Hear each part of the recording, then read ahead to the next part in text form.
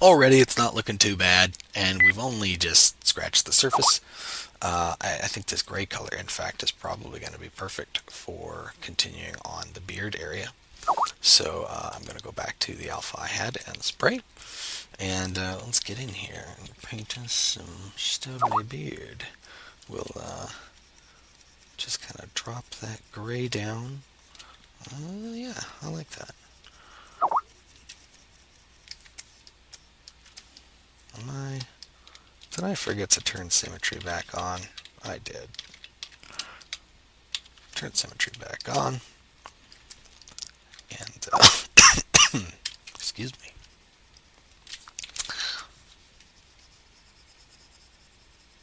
Get in here and get some of that gray tone into the chin. Now, when I get up towards the upper lip, I tend to not want to scatter because it's such a tight area, and I got all these the nose, the nostrils to avoid, and the lips. So I'll tend to switch it back to just a normal stroke and a lower intensity, and kind of delicately go in there and give my grays to the lip and chin area a little bit.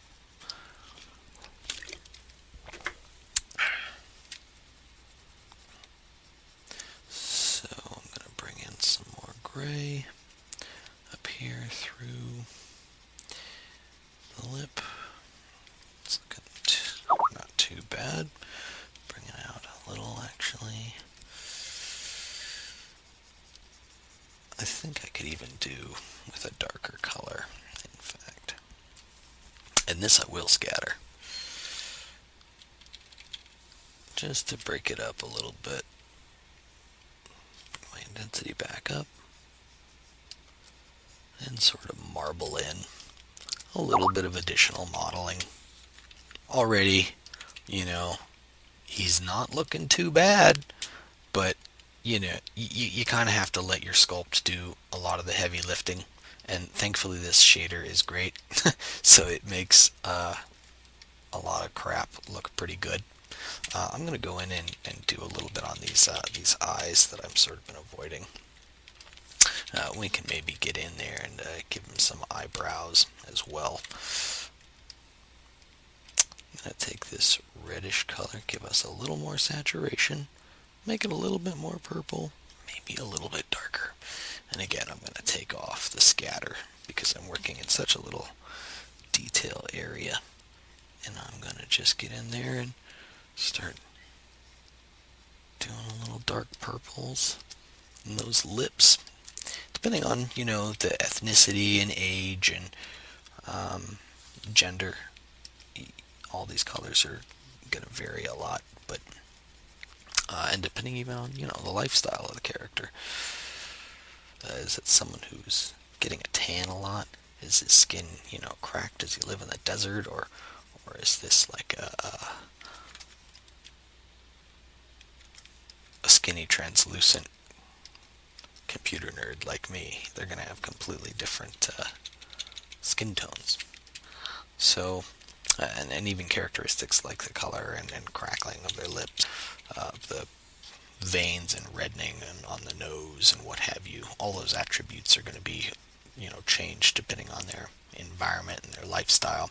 So just the way you paint things up can kind of change the perception of the character. Hey, sorry about that. So after much difficulty with the video recording, I'm back to this. Um, So yeah, the way you paint up the character can really have a huge impact on how they're perceived, even despite the sculpt. Um, let's I think it's probably time to not only two things are overdue. I want to show you guys what this looks like without the shader, just the flat color of what we've painted up so far. Um, and there you can see up close, it's nothing really spectacular. You know, we don't have a whole lot of details in there. All that's really being told in the sculpt. We just have a little bit of coolness, a little bit of orange, and here and there some warmth. Um, some sort of greenish and brown and gray throughout the beard area and the hair, and that's about it. It's pretty basic. Some of it's a little bit dramatic when viewed just flat like this, but when you see it right on the model, I think it all looks fairly correct. Um, for the most part. There's some things that we're going to change. I think also it's going to help us a lot to drop some eyes into this guy because he's just a little disconcerting staring at this guy with no eyeballs all the time. So I'll show you how to do those really quick eyes that I had mentioned or alluded to earlier. I'm just going to switch from alpha to no alpha. I'm going to leave it on the drag stroke, and I am just going to oh, I meant to do that with my control select. I'm going to mask off a good decent little front part of the eye. Sharpen that mask a tiny bit. Invert that. Yeah, okay, it looks good. Hide that. Now I'm going to select a nice reddish color to fill all this other portion of the eyeball. I'm going to make it predominantly red. Take my Z or RGB intensity down a little bit. Color. Again, we're working on the eyeballs. If you haven't switched to that subtool by now, that's what we're doing. Fill it in a little bit. Give us some nice red to surround our eye with. And then I think I'm going to do it again. There we go. Now I'm going to leave my drag rectangle on, and I'm going to grab that built-in ZBrush Veins Alpha, and I'm going to drag that out a number of times. Higher, even, intensity, there we go. Just drag that out a few times. Okay, so maybe it takes longer than 60 seconds, but you guys get the idea. We've pretty rapidly blocked in the basis for the eyeballs. Obviously also working symmetrically. Okay, now we're going to go in and do the irises. I'm going to select alpha number 6. Ooh, not alpha number 6. Alpha 14. Why do they look different in the palette than they do? That's interesting. I think I might have radial fade on. Yeah, there we go. Okay. Now I'm going to invert that mask, hide it again. I'm going to select a dark color for our eyes. I had made them blue before. We'll do kind of a brownish green this time. Get something dark and sort of desaturated, but still fairly green.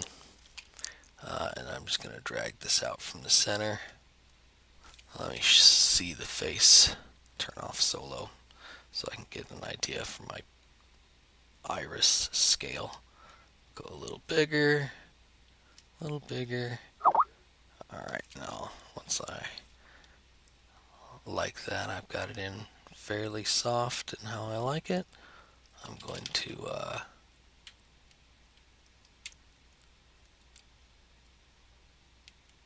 sharpen it up a little bit. I'm going to even pick a lighter iris color now. Switch to just normal stroke. And then I'll get in here and hint at a little light striking the bottom portion of the iris. Just do this pretty quick. Get some color in there. I don't think I like these eyes as much as the originals. They work for now. Actually, I think I am gonna waste just a tiny bit more time since the eyes are typically so important, and I'm gonna manually get in here and draw in these irises a little bit. Sharpen up this edge, and I actually kind of like the wobble a little bit. that doing it by hand is giving it. Makes it look a little more organic. And then I can make my brush even smaller and higher intensity and go in and draw the fibrous nature of the iris a little bit if I feel like.